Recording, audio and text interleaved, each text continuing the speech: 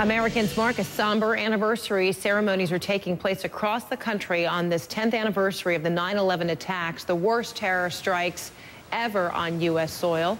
In New York, events were centered at the new 9/11 memorial at Ground Zero.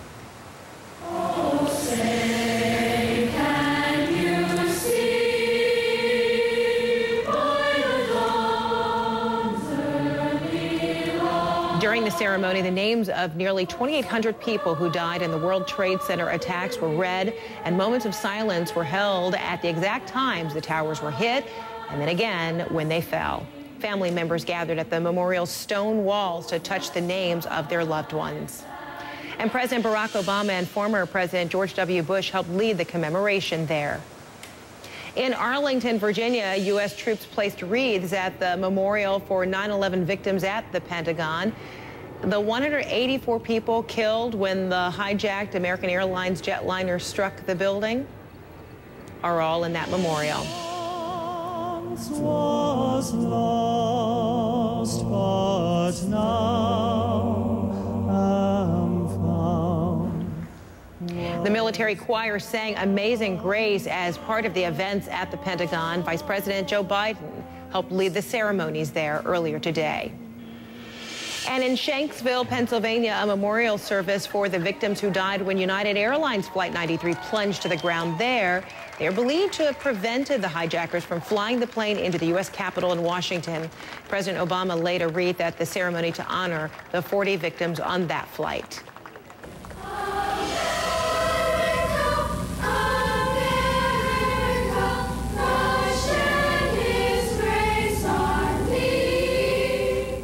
One of the highlights of the ceremony in Shanksville, a children's choir singing America the Beautiful. And we have reporters covering all angles of this day of remembrance. Poppy Harlow in New York, David Mattingly in Shanksville, Pennsylvania, and Jessica Yellen at the White House. We begin with Poppy Harlow joining us live from the top of 2 World Financial Center in New York. Poppy. Frederica, it's just been an amazing day here from when all of this began at 8 o'clock this morning. I want to share with you some sound that I think really paints the picture for people of what today was like. Of course, more than 2,600 American lives lost right here behind me 10 years ago today. There was a mix of sadness, a mix of hope. It was cathartic for some of the family members here today, thousands of them down here at what was Ground Zero and what is really now come to life with the memorial here behind me and the buildings being built. But first, I want you to take a listen to a young man named Peter Negron. He lost his father when he was just a little boy. He spoke at the ceremony here in 2003 on the anniversary, and then he spoke again today about what it would have been like to have his father with him. Apparently we don't have that sound for you, but I'll tell you what it was like because it really brought me to tears. He said, "I would have wanted my father here to take me through my high school years, to teach me how to talk with a girl, to be there for 100 more moments that I would have liked to have." Also, what really stood out to me, Frederica, was Vice President Joe Biden speaking in Shanksville, Pennsylvania. He told the story of a widow, a wife that talked about the loss of her husband. Take a listen to what the Vice President had to say earlier today.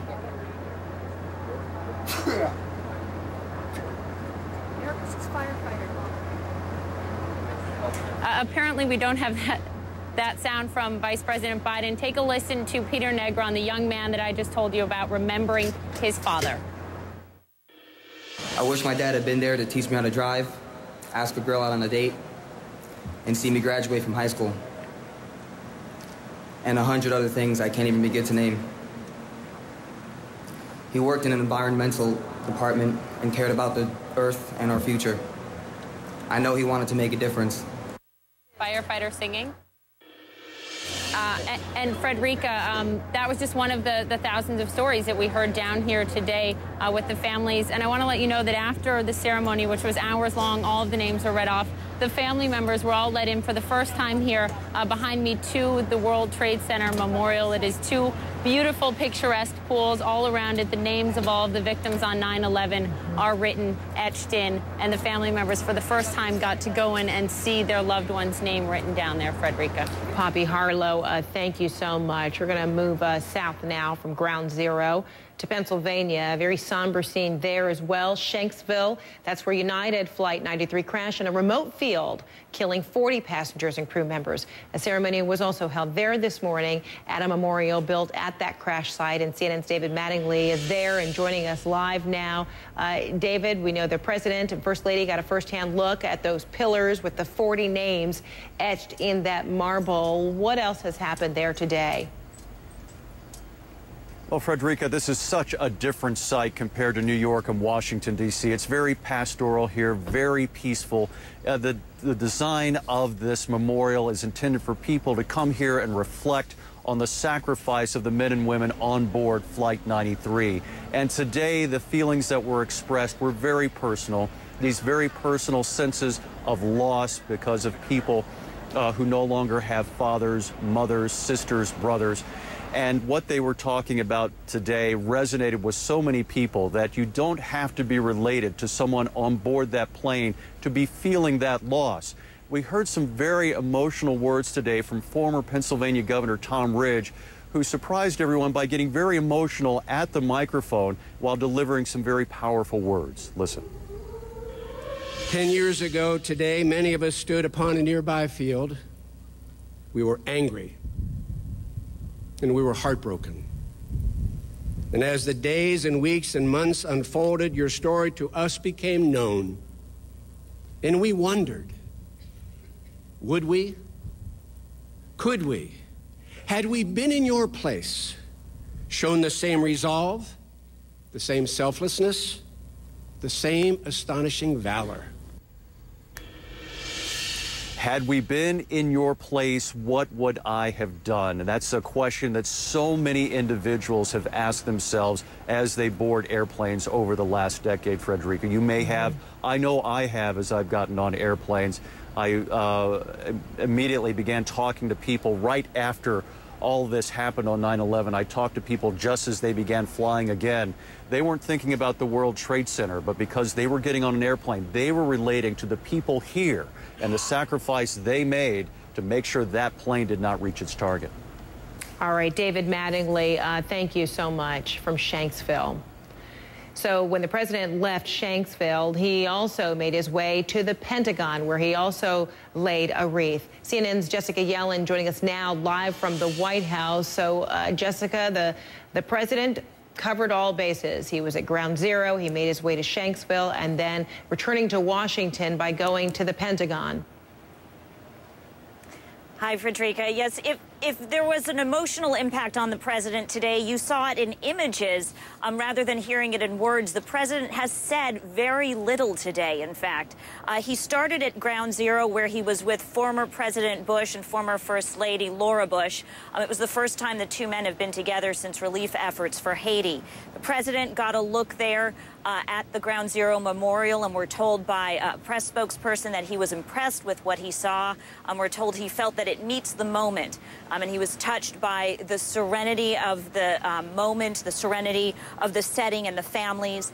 There, the president read part of Psalm 42, which we're told he chose because it speaks to persevering through difficult challenges and emerging stronger.